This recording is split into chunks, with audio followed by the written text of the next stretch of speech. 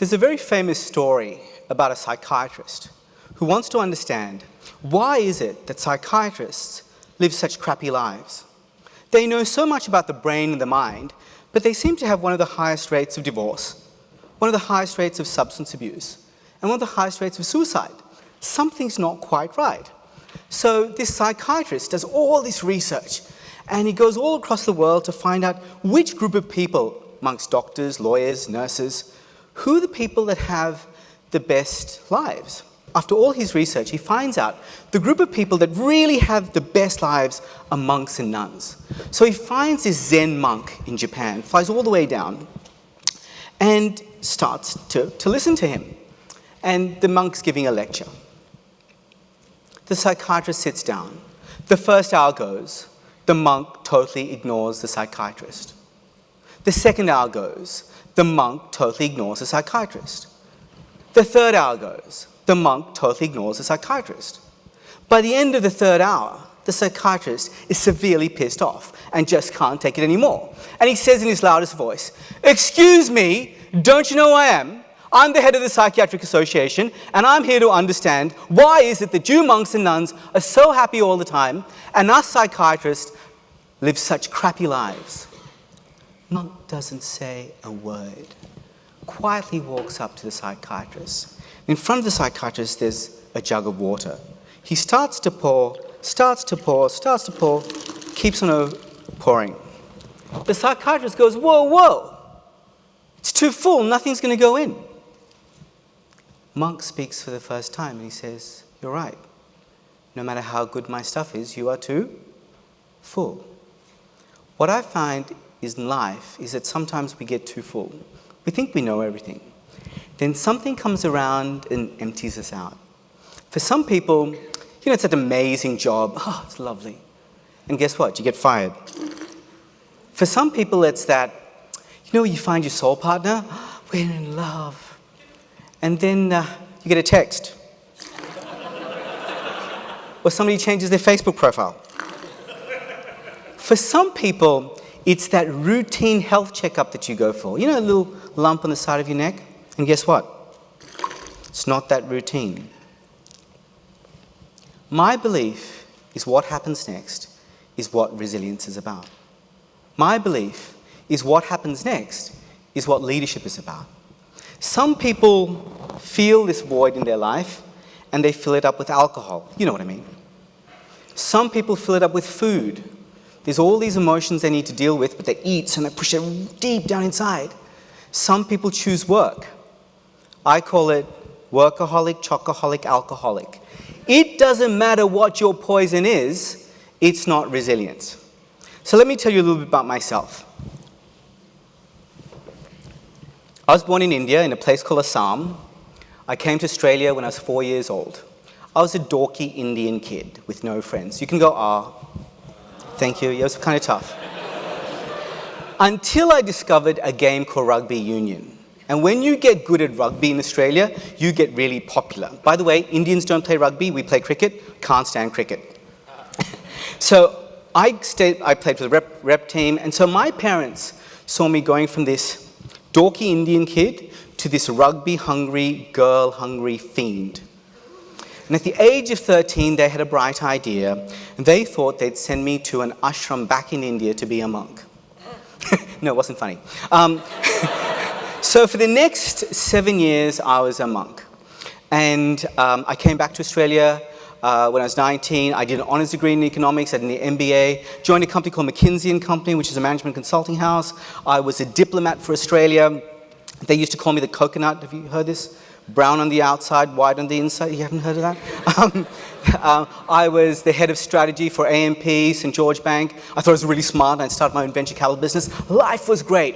You're going to find this a little bit weird, but I was a little bit full of myself. I know it's kind of weird, but I was. Until I had my emptying out experience. And for me, it was the death of my first daughter. And when she died, everything changed, and it changed in an instant. And what my life was about before was never the same again. And I struggled. I struggled with depression. I struggled just trying to get out of bed. I could have easily become an alcoholic. I could have easily become a drug addict. I could have easily become homeless. And I struggled. And I was so lucky that in my past, I had something behind me. And to get out of that depth of depression, I went back to my monastic training. And that pulled me out. The other thing that pulled me out was finding something that I believed in, finding my calling. And for me, that's the prevention of youth suicide. And I'm deeply involved in that. I work in an organization called Are You OK? If you haven't heard of it, please do. So what I find is that working with many, many organizations, I find that people are struggling. And they're struggling at 3 levels. And I call it the me, the we, and the it. The me is the personal level. The we is the people they love, their family, and the it is their career or the money. So what I find is that a lot of people in organizations are depleted. They're absolutely exhausted. You go up to anybody and say, how are you doing? Oh, I'm really busy, really busy. Nobody goes, oh yeah, I'm chilling. They're just exhausted all the time. Then people are feeling disconnected. I cannot tell you how many people I know that are struggling in their relationships because they just can't make it work because of the intensity of work. And lastly, they're disengaged. One of the biggest challenges in organizations today is disengagement. People just don't want to be there. So why should this bother you? It doesn't really affect you. Well, I think it should. And the reason for this, is that of the 100 economic entities in 2016, 31 were countries. The other 69 were companies. These companies have a disproportionate impact on the world that we live in. Let's take Walmart, for example. If you look at Walmart's revenue and compare that with GDP, Walmart's revenue is bigger than the total Australian GDP. It's double that of Switzerland. That's kind of interesting. And why is that interesting is because we've got some serious challenges ahead of us, be it with global warming, and these companies can help. Mr. Trump didn't want to sign the Paris Agreement, but in one way it doesn't matter because all these large organizations, with the stroke of a pen, can adhere to the carbon targets. If you look at environmental degradation, it kind of sucks. But once again, there is a process that's away from the legislative process, away from governments. There are companies that don't have to worry about getting re-elected. Here's the deal. Walmart, if you're listening, or Woolworths or Coles, you can decide to ban plastic bags overnight. How cool would that be? Walmart, Woolworths, Coles, if you're listening, ban the bag. But it's really funny, you know. We really struggle. They have so much power, but we have a huge problem. We have a huge problem with these organizations, and it is this. The problem that we have is fear. People that are working in organizations are incredibly fearful. They call it stressed. They're stressed out of their frickin' head. And one of the reasons for this is organizations have adopted what I call a war model of business. They think that business is like going to war, and it's scary. And it's coming out in their language. And language is really important because it determines the metaphor that people use to live and to work. Let me give you some examples. Here's the first example.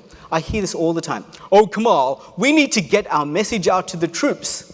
They're not troops. Troops have army fatigue and machine guns. These people have suits and ties and blouses and skirts. Why would you call them troops? Warlike approach to business. And we have paid a terrible price. Here's another one. People use the word deadline. Why, oh, we have got a wellness program for our people, but they have to meet their deadlines. The word's got dead in it. Why would you use the word deadline if you don't want people to be stressed? I think there's a shift happening. And the shift is this. We have to move from the art of war. Now, this book was really big in the 1980s and 1990s. Ladies and gentlemen, the world's moved on. We can't afford to fight this war. The war on drugs, terrorism. Wars don't work. What we need to do is we need to go from Sun Tzu to Lao Tzu. Lao Tzu wrote a book, and if you haven't read it, please do. It's about the way. It's about how we flow through life, not power through life. Now, there is a solution. There is a solution, and this solution is what I call the three-step approach around the me, the we, and the it. The first one is you need to create mental clarity. In organizations, I've not met somebody who wants to screw up the environment. I haven't met somebody that wants to put kids in sweatshops. They need to have the mental clarity, though, to make sure that they can actually act upon their values rather than the noise that's going around. Number two is they need to feel connected. People need to invest in connection. Here's the thing, though. Most people are giving their worst energy to the people who will come to their funeral. I'll repeat that.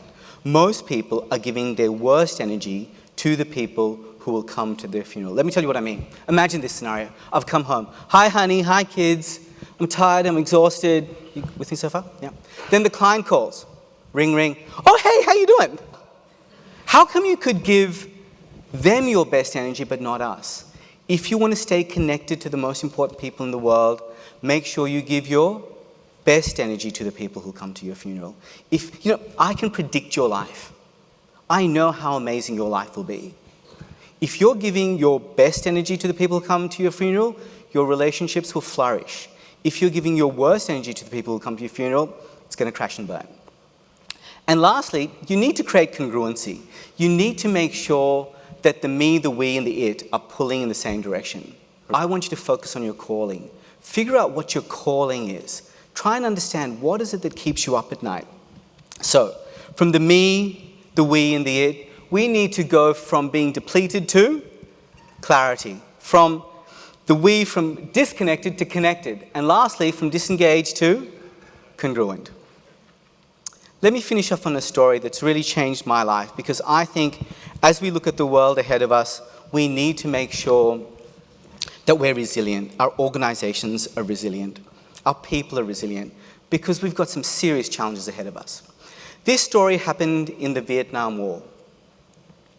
There was a battle that was being waged for 3 days between the Viet Cong and American GIs. We call these people the Viet Cong, but who were they really?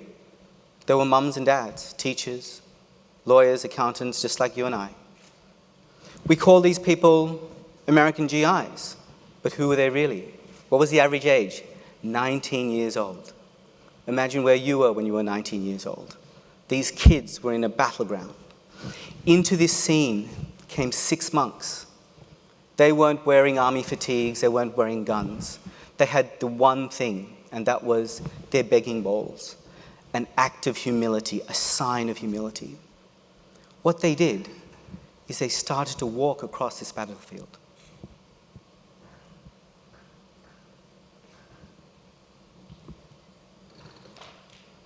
What happened next was amazing. In the words of David Bush, the American GI who recounted this story, he said, "The war stopped, the battle stopped." I couldn't understand why I'd want to shoot at another human being that I didn't know. Ladies and gentlemen, there are wars happening. For some of you, it's happening within yourself, with your food, with your alcohol. For some people, it's happening in your relationships, with your partner, your kids, your parents. For some of you, it's with your careers and what you want to do in life. My request to you is very simple. Go home, try not to declare war, declare peace.